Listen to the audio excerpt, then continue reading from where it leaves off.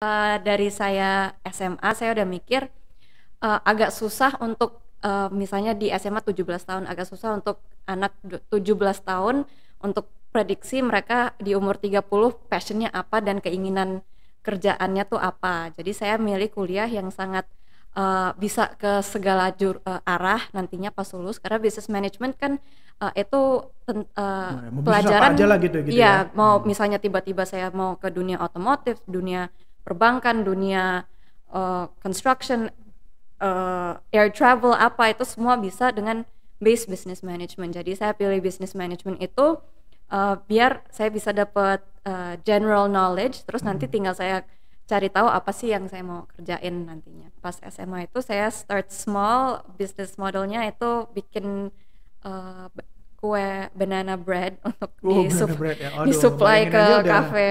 ngebayangin aja enak. Iya, terus kita jualan bisnis kita buka stand di SMA saya waktu itu sehari, terus kita coba. Kita lihat apakah banana bread itu menarik perhatian orang, dan tentunya menarik perhatian karena semua anak SMA itu lapar.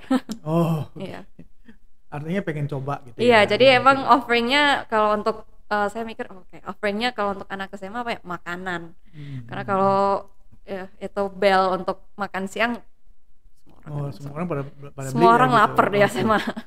Kalau saya waktu itu untuk internship saya nggak peduli harus dibayar atau apa, karena sebenarnya internship itu never about the money. Tapi saya mau perusahaan majalah yang saya magang itu namanya lumayan terkenal secara internasional. Teman-teman, komunitas sukses ini dibuat untuk Anda, terutama generasi muda, agar Anda yang menjadi bonus demografi akan lebih sukses ke depan, jadi lebih berhasil, belajar dari pengalaman orang lain, sehingga Anda tidak perlu mengalami yang kejadian-kejadian kurang baik.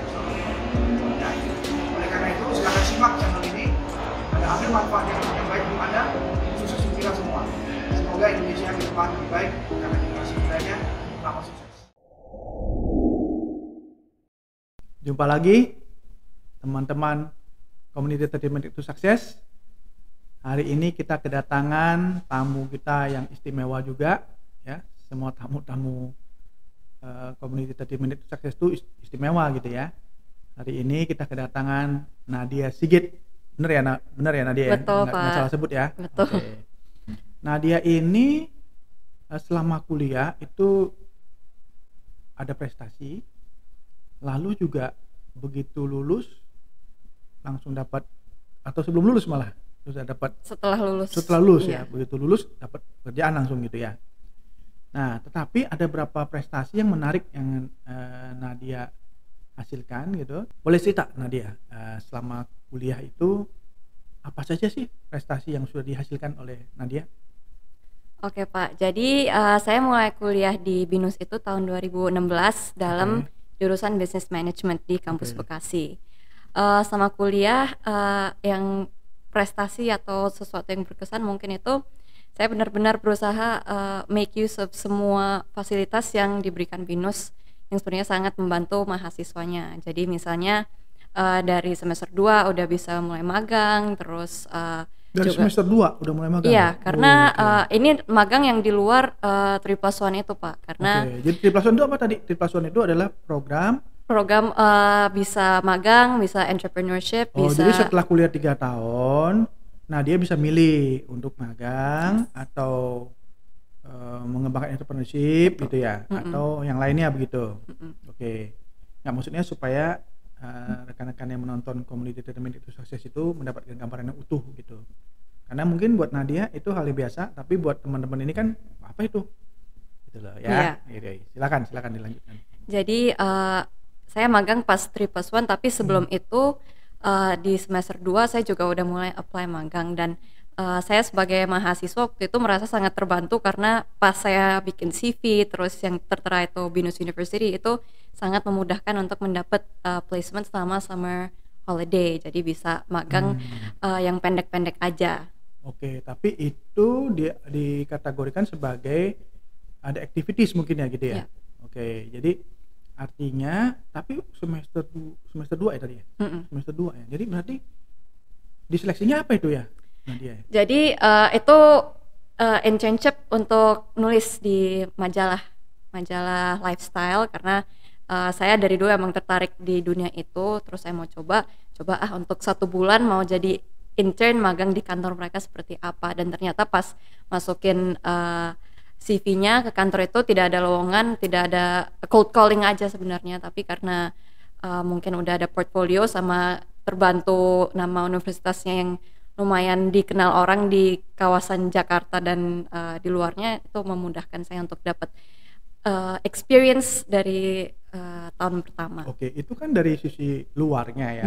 Tapi dari sisi Nadianya sendiri, apa yang membantu Nadia mendapatkan itu gitu? Nah, itu yang perlu kita sharingkan ke teman-teman nih ya. Kalau dari sisi udah ada nama yang lainnya gitu, mungkin itu cerita beda. Tapi dari sisi Nadianya sendiri, apa yang membuat Nadia itu kok jadi considernya mereka sehingga diterima gitu? Oke, jadi dari beberapa bulan sebelum saya mulai kuliah di BINUS, saya latihan nulis tentang restoran, tentang cafe, coffee shop di sekitar Asia Tenggara. Karena misalnya liburan keluarga gitu, saya ke coffee shop, saya nulis dan saya masukin ke website. Sebenarnya awalnya itu mulai dari WordPress doang, baru lama-lama masuk ke domain sendiri.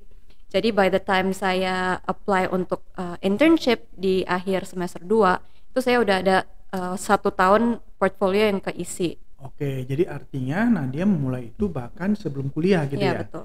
Bahkan sebelum kuliah, tapi memang Nadia itu punya satu interest tertentu dengan F&B gitu. Betul. Ya, food and beverage, Betul. beverages ya gitu ya. Oke. Lalu Nadia menulis lah itu gitu. Terus kemudian masuk kuliah gitu kan, kemudian Nadia coba untuk melamar internship tersebut. Betul. Dan diterima. Betul. Jadi Nadia ingin mengatakan bahwa teman-teman komunitas 30 Minutes to Success kalau mau mulai sesuatu itu ya harus konsisten gitu kan gitu ya. Betul harus banget, Pak.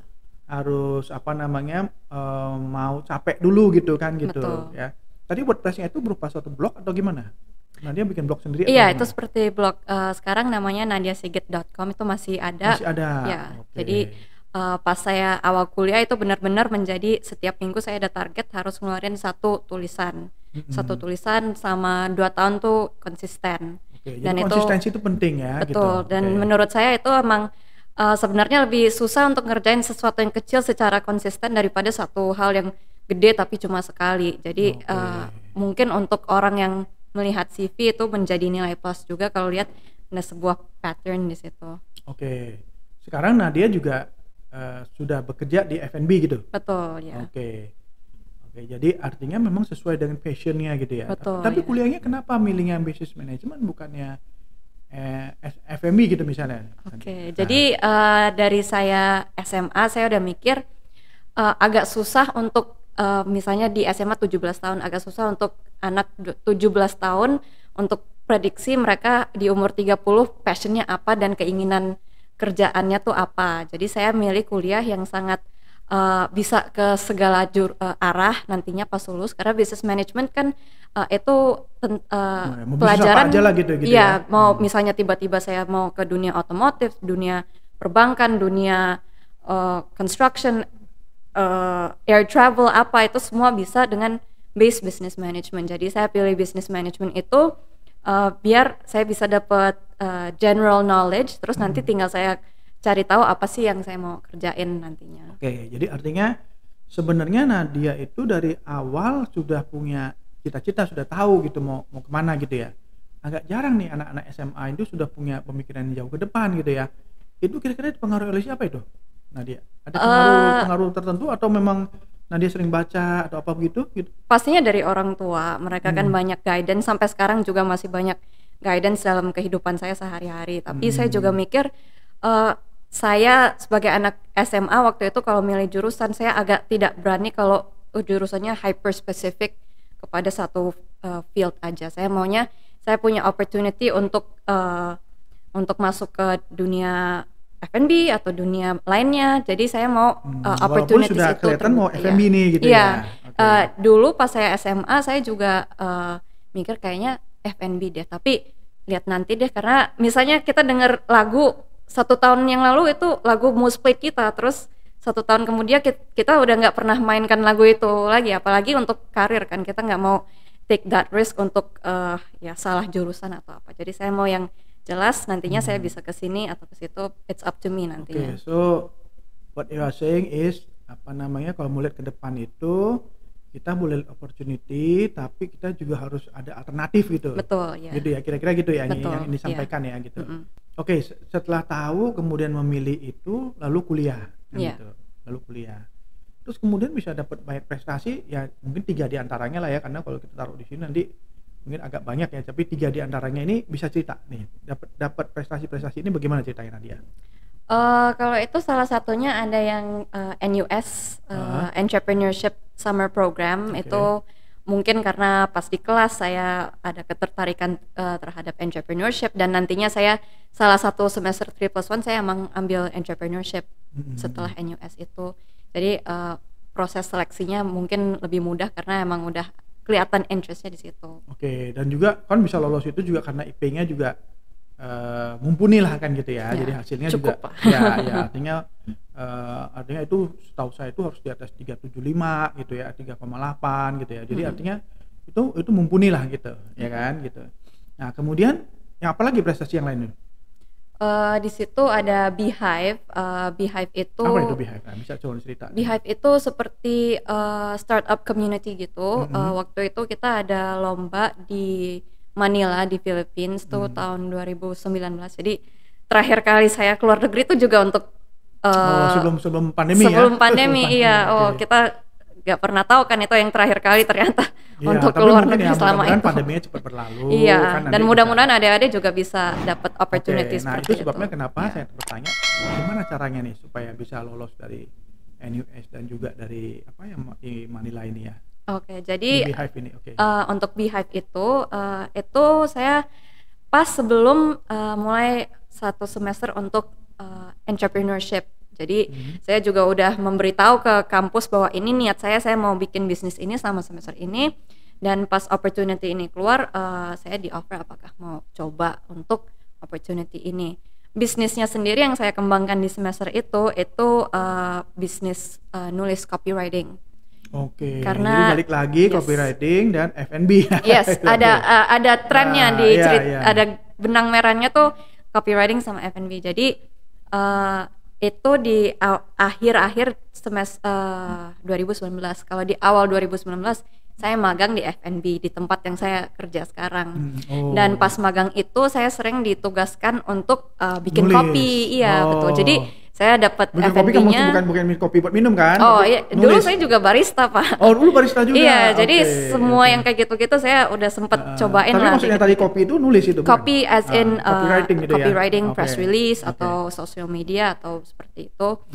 Saya bantuin timnya sebagai anak magang. Terus karena itu saya dapat ide, semester depan mau coba kembangin bisnis deh dari situ. Dan dari situ baru leads to Beehive community itu. Jadi artinya kalau kita ingin mencapai sesuatu itu kita harus tahu dulu apa requirement dia, kemudian kita persiapkan gitu ya. Itu betul, yang ini Nadia sampaikan gitu kan gitu. Iya, betul, Pak. Sulit nggak sih Nadia?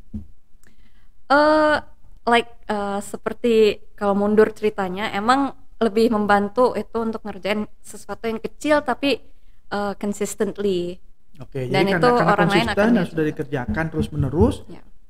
Memang buat orang lain mungkin sulit, tapi karena ini sudah dicicil gitu ya istilahnya gitu ya.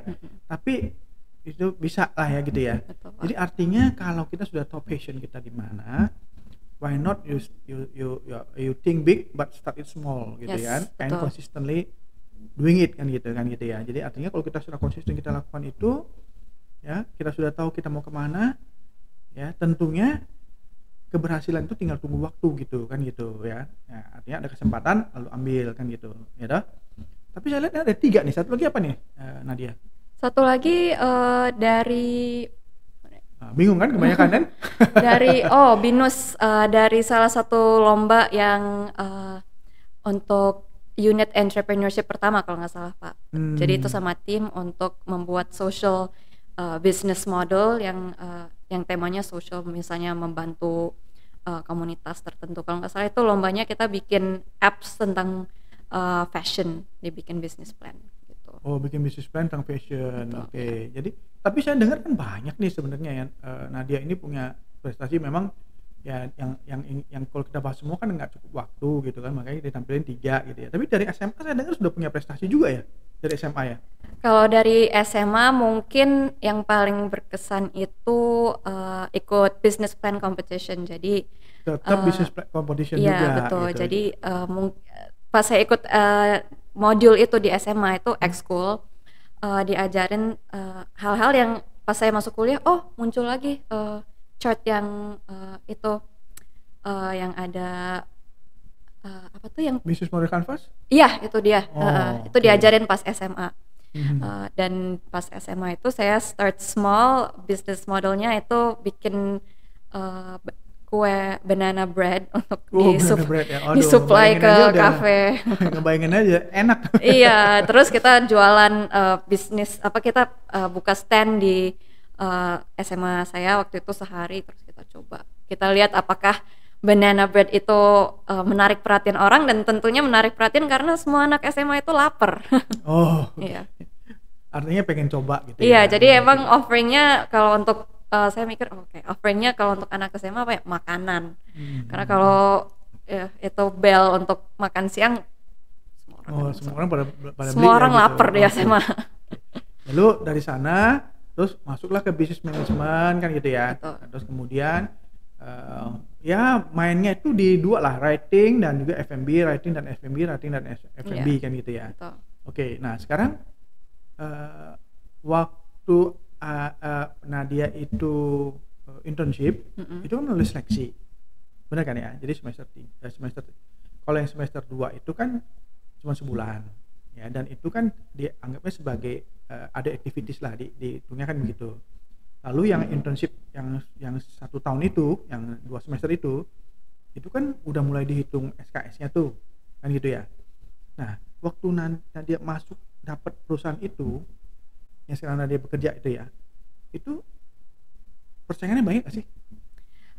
Jadi sebenarnya kalau saya 3+1 semester pertama saya ngambil internship, yang kedua saya ngambil entrepreneurship. Jadi di 3+1 magangnya 1 semester aja, Pak. Untuk yang 1 semester itu ini saya tanya karena sekarang kan saya udah kembali ke perusahaan itu sebagai full time. Saya tanya bos saya yang waktu itu meng-hire saya pas internship juga, kenapa saya di-hire, apa yang membuat mereka oke, kayaknya ini anak bisa diajarin sama kita, karena salah satunya karena websitenya copywriting, dan karena saya pernah magang di majalah itu. Jadi kalau saya waktu itu untuk internship saya gak peduli harus dibayar atau apa, karena sebenarnya internship itu never about the money. Okay. Tapi saya mau perusahaan majalah yang saya magang itu namanya lumayan terkenal secara internasional juga. Jadi bisa meleverage lah, bisa leverage iya. Jadi Nadianya semua gitu. Misalnya nggak dibayar terus harus ngerjain kerjaan orang lain, telan aja deh. Oke. Yang penting di CV saya itu Oke, so apa namanya, Nadia ini berpikir strategik ya. Money is not everything, kan gitu ya maksudnya. untuk anak yang Ya, sedang magang it's not everything. it's not everything because sebenarnya you belum untuk mencari itu, tapi you betul. sebenarnya sekarang ingin mencari portofolio supaya bisa membuat leaping gitu kan, supaya Betul. membuat lompatan gitu kan Betul gitu banget, ya. Pak. Jadi teman-teman community 30 minute to success ya, Anda juga harus berpikiran agak strategik gitu kan intinya kan gitu ya. Dari saya lihat dari SMA sudah berpikir strategik ya, gimana supaya bisa dapetin sesuatu yang diinginkan gitu. Lalu untuk dapatin suatu portfolio yang baik juga, itu juga pemikiran strategik gitu ya. Jadi istilahnya itu Nadia ingin mengatakan bahwa try to think out of the box, ya kan. Memang sih internship kalau dapat sesuatu kan lumayan, tapi kalau dapat sesuatu tapi misalnya katakanlah perusahaannya ngasal juga gitu ya, tidak meleverage kan gitu ya toh. Jadi intinya tuh kalau bisa dapetin suatu perusahaan yang bisa meleverage kita ya, next stepnya lebih gampang gitu. Yes, betul. Oke. Nah kemudian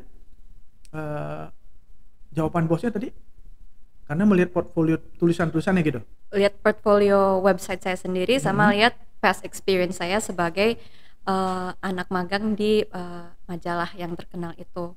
Dan saya juga pas awal-awal kuliah saya part time jadi barista, which is frontliner di industri saya kan adalah seperti barista dan server gitu. Jadi ada insight terhadap industri itu. Oke, jadi pendalaman juga nih. Artinya kalau kita udah masuk ke F&B, jangan hanya bisa tahu satu, kalau bisa agak meluas gitu ya, supaya nanti manfaatnya juga bisa lebih ya untuk tulisan ataupun untuk pekerjaan itu bisa lebih komprehensif gitu ya. Betul.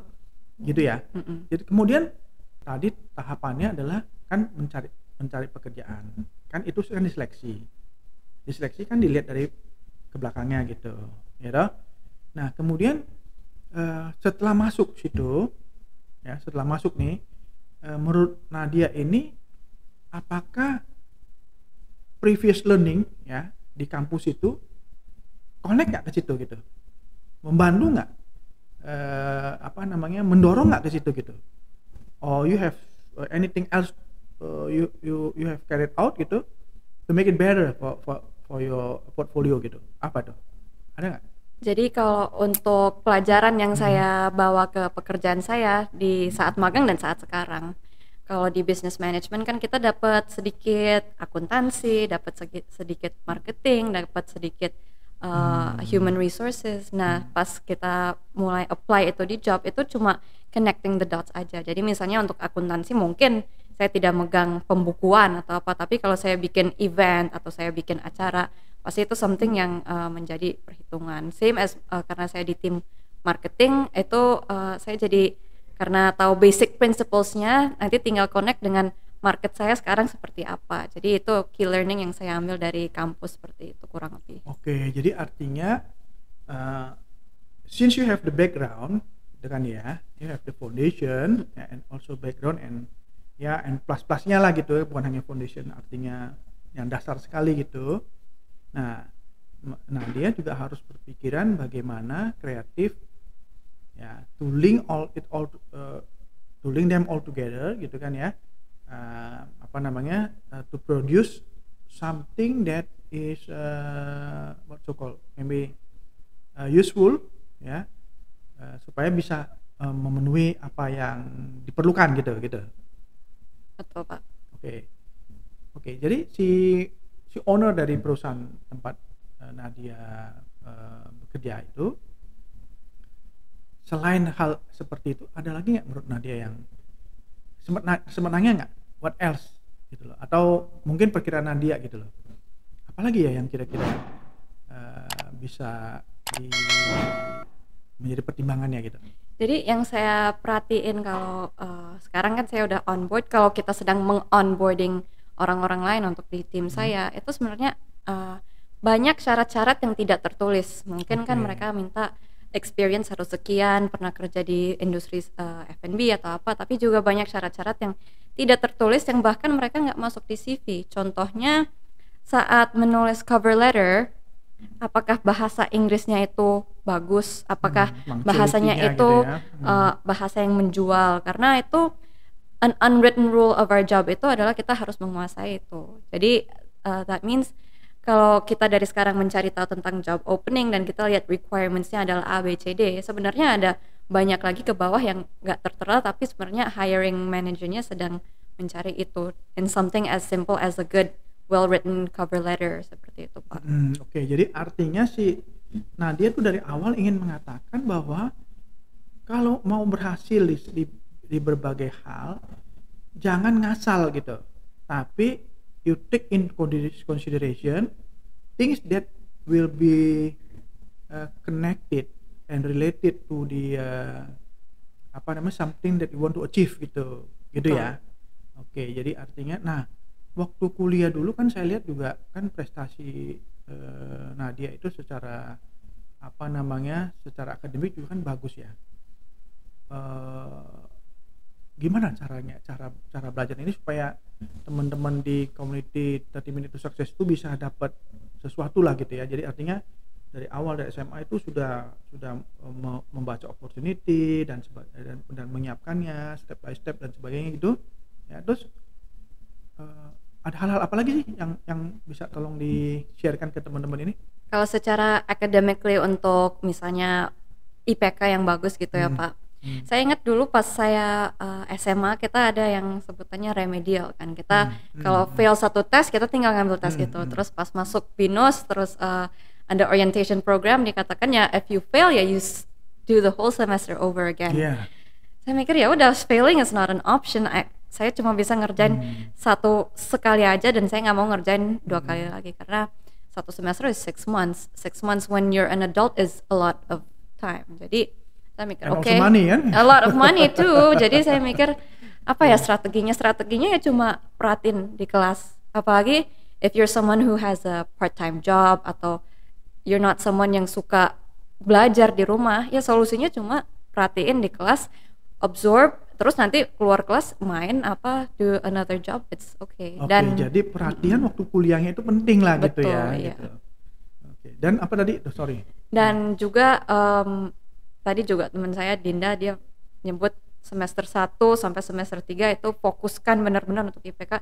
Itu betul banget, saya juga merasa itu banget. Semester 1 sampai 4 saya benar-benar mau untuk IPK, apalagi bobot-bobot SKS-nya di semester itu gitu ya? Besar-besar yang 4 gitu kan. Oke, jadi ya itu banyak hal yang kita sudah dapatkan juga dari Nadia gitu ya. Kemudian setelah, jadi artinya waktu Nadia itu internship, si owner juga melihat track record ya, so they hire you because of that track record, atau they also see the potential inside yourself. Kalau itu I think mereka lihat the potential setelah saya mulai kerja untuk mereka. Mungkin tapi ada di internship itu nggak kelihatan. Di internship itu maksudnya mereka melihat track record saya, oke, terus di hire untuk internship. Tapi mereka see my potential probably after they've hired me. Terus my day to day performance bagaimana. Misalnya saya selalu eager to learn, eager to help, dan in the end itu membantu saya setelah saya lulus kuliah, which is 2 tahun, 1,5 sampai 2 tahun setelah itu baru saya melihat that means they saw something in me dan mereka willing to work with me again. Jadi artinya waktu internship pun, jadi gini lah intinya, waktu kuliah serius, waktu internship pun serius.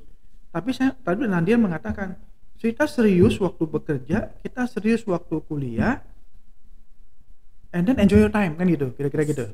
Ya tadi ya, artinya waktu kuliah itu kita serius lah, jangan main-main, absorb everything that we can, gitu kan.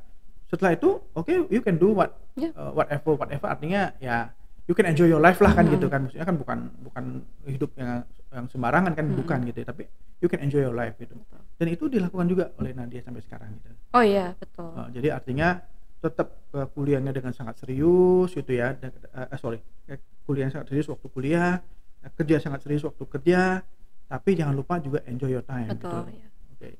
Jadi ada sebuah, when I have to work, I will work very hard. Tapi saya juga when it's time to not work, I will do my other interests. Jadi artinya tanggung jawab utama dilakukan. Yes. Ya. Tapi in between that, you can also enjoy your time kan gitu ya. Gitu. Jadi artinya ini menarik ya. Kalau misalnya balik lagi nih ya, if someone else ya want to achieve things that you have achieved ya kan gitu ya, ada nggak yang kalau Nadia pikirkan, wah kalau dulu saya lakukan begini nih, ini ya rubah dikit gitu, hasilnya mungkin lebih bagus gitu. Pernah sempat pikir gitu nggak? Mungkin ada momentsnya, tapi nggak sampai di pikiran gimana. So for me it's just about improving ke depannya bagaimana. If I think mungkin harusnya dulu websitenya pakai profesional yang ini ya, tapi ya maybe at the time kan everything is out of pocket, ya udah ngerjain sendiri. Mungkin ke depannya when I have that opportunity I will do that and it will make things better. I'm doing a favor for my younger self, yaitu lo look at me now, udah dibenerin kok stepsnya. Jadi artinya tetap lakukan terbaik yang ke depan, sambil juga melihat ke belakang itu, dan juga tadi kalau ngomongannya berarti Nadia juga ingin tularkan itu kepada orang lain ya gitu ya. Sekarang apa yang Nadia ingin sampaikan kepada pemirsa dari community 30 Minutes to Success ini? One of my favorite quotes itu, the day you plant the seed is not the day you eat the fruit. Artinya kita plant sebuah seed hari ini, nggak hari ini juga kita merasakan manisnya buah itu kan. Jadi just plant the seed today, terus nanti in 4 years you get to enjoy the fruit. Jadi apapun yang kamu tabur tidak bisa kamu tuai hari ini. Betul. Tidak bisa dia panen hari ini. Betul.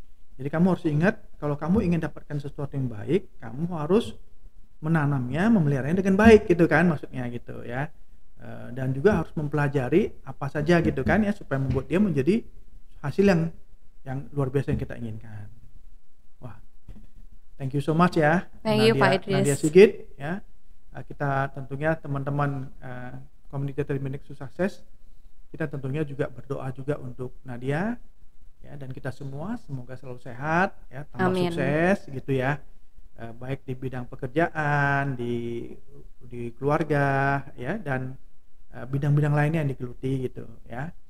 Demikian teman-teman Community 30 Minutes to Success, kita jumpa lagi nanti di episode yang lainnya. Jumpa lagi nanti.